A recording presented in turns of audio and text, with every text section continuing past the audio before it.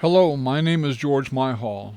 I want to warn you now that this is not one of my usual videos containing material based on historical, educational, or antique films. Although I have included a few rare photographs and some really great film footage so that your eyes have something to do while you listen. Recently, I was laid up with a bad case of whatever new flu bug is traveling the country today. You know, one of those fevers that lasts for about a week, and a cough that seems to last indefinitely. While I was laying there, I had time for some abstract thought and conclusions. Heck, it was probably the fever, but for whatever it's worth, I would sure like to share those thoughts with you right here and now. With the election now less than 1 month away, I imagine that most of you know exactly who you're voting for. A few of you might still be on the fence, although with the created division in our country today, I doubt that there are many that fall into that category, and still there are others that probably won't vote at all. I am hoping that this message will at least give some of you a reason to examine how you came to this monumental decision, who to vote for, one way or another. This message that I deliver today is not meant specifically as an endorsement of either party, but simply as a reminder that your vote come November 5th could make all the difference in a world gone mad, and that if your vote is being based on personalities or TV propaganda, I would please urge that you watch this video entirely and then answer to yourself at the end one very simple but extremely important question. This is not a ploy to get you to listen to the end for YouTube purposes, but rather I think that you might find my perspective interesting regardless of who you're voting for. There is a storm coming, folks, and not one created by Mother Nature. We live in a really scary world today. There is war in several countries that we are supplying arms and soldiers for. We are a divided nation ripe for attack from within and outside our borders. There are malevolent men and organizations working to destroy the very fabric of America and its Constitution.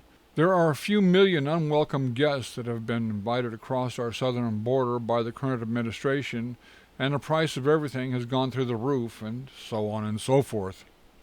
Today's news cycle is 24 hours, no breaks between disasters worldwide, so we no longer have time to digest or even retain even a fraction of what happened during the previous 24-hour news cycle. I believe this is by design. For kicks, I would love to fill a room with about 100 average people and for 8 hours constantly bombard them with audio and video containing hundreds of stories and events, then test them the following morning for information retention. I wonder how many of them could accurately regurgitate even 1 hour's worth of what they saw the previous day. Not much, I imagine, and I base this on my own experience because I consider myself to be quite average. Here's another thought that I had. I wonder how many of us are influenced by fame or notoriety. How many of us decide who to vote for simply because some favorite entertainer told them how honest or smart and hardworking a particular politician was.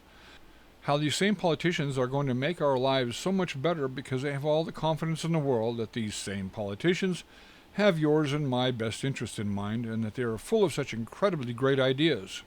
Well, here's my perspective. If I were to ask you to give me the names of a few of your favorite actors from movies or television shows, they might be some of my own, but that would depend on how old you are, I think. But for argument's sake, I chose just a few that are very well known by a large portion of today's television, theater, and streaming audiences. Guardians of the Galaxy is one of my favorite sci-fi movies. I love the originality and character creation in the series. Dave Bautista plays the part of a lumbering idiot named Drax. He plays a very believable idiot. Totally believable. Barbara Streisand takes on the persona of a rising star musician in a remake of a great old movie, A Star is Born. There was barely a dry eye in the theater at the end of that movie. How about Julia Roberts, a lovely actress who plays a prostitute in a movie called Pretty Woman? She was pretty wonderful, and I thought she pulled it off like a pro. I recently saw an old movie of hers called Runaway Bride, a comedy where she panics and bolts from the scene of several almost weddings, but there's one part where Richard Gere is writing a story about her. In this story, he's trying to pin her down on how she likes her eggs. As it turns out, she really has no idea, but for the movie's sake, she was able to convince every prospective groom that she liked them a different way. Her character was so convinced about this that in the movie, the character believed it herself. George Clooney was highly entertaining in Oceans 11, 12, and 13, a series of movies where he plays a thief and a con man. But my all-around favorite George Clooney movie was Oh Brother, Where Art Thou?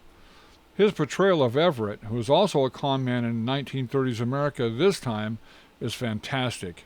I think I've seen all of these movies at least 5 times each and will still look forward to watching them again.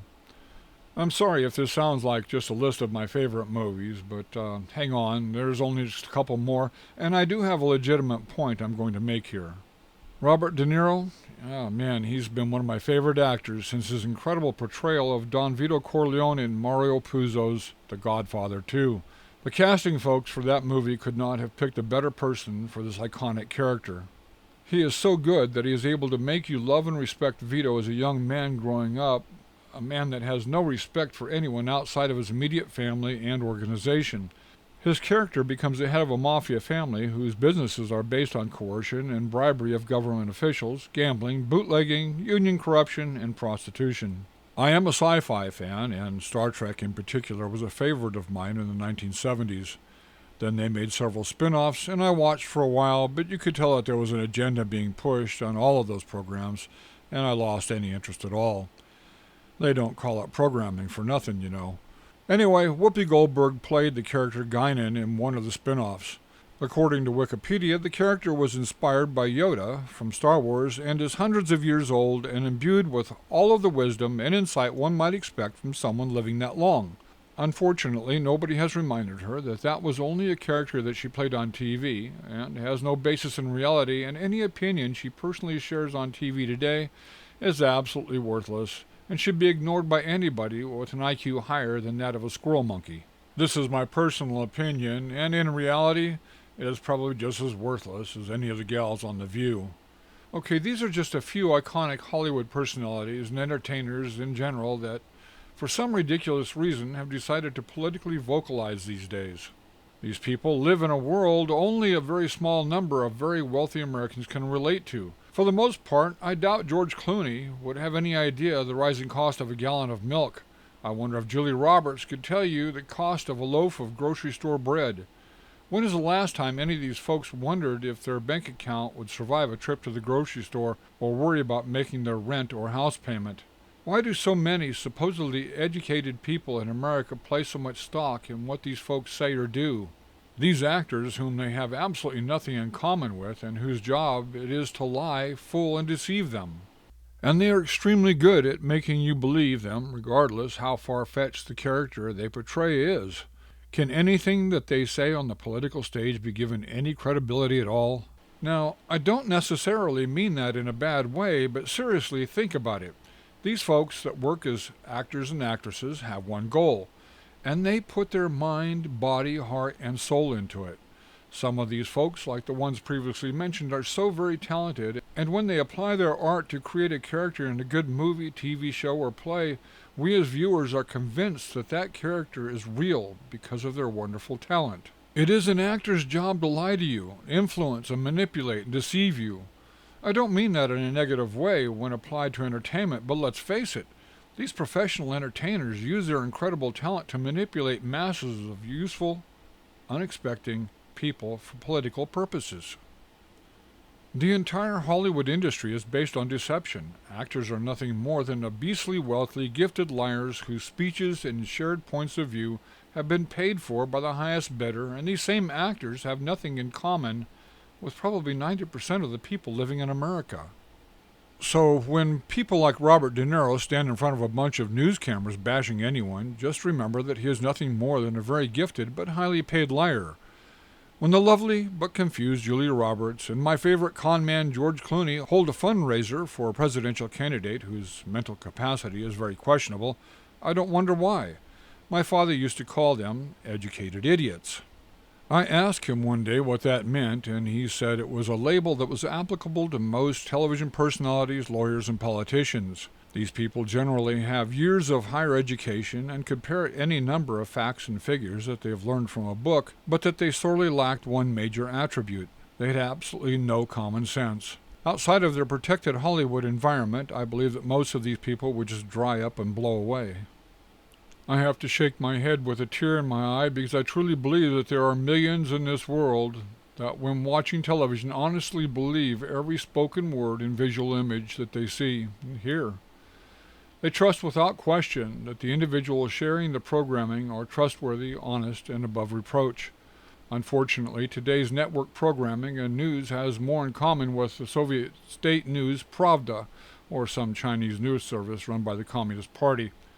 Most of what you hear these days comes from a script that is sent out via email to all major networks to be consumed by unsuspecting viewers. There is very little truth, and it is stuffed with so much propaganda it makes my eyes and ears want to bleed. Before you answer the following question, please consider the following. I will ask you to forget the everlasting flu that was all the rage in 2019 because that was an act of, well, you probably have your own theory concerning that one as well as I. Also, forget personalities, for crying out loud. The only reason I could possibly consider evaluating a politician based on their personality is if I was hoping to invite them into my bed, or I was going on a long vacation with them, and I'm not doing either with any of those folks. Instead, close your eyes and imagine the face of each and every one of your family members.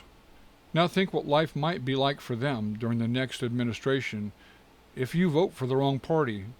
What it might cost to feed your children. Are they going to go hungry because the economy went completely upside down? Or how are you going to pay the ever-rising utility bills to heat your house so that your kids don't freeze?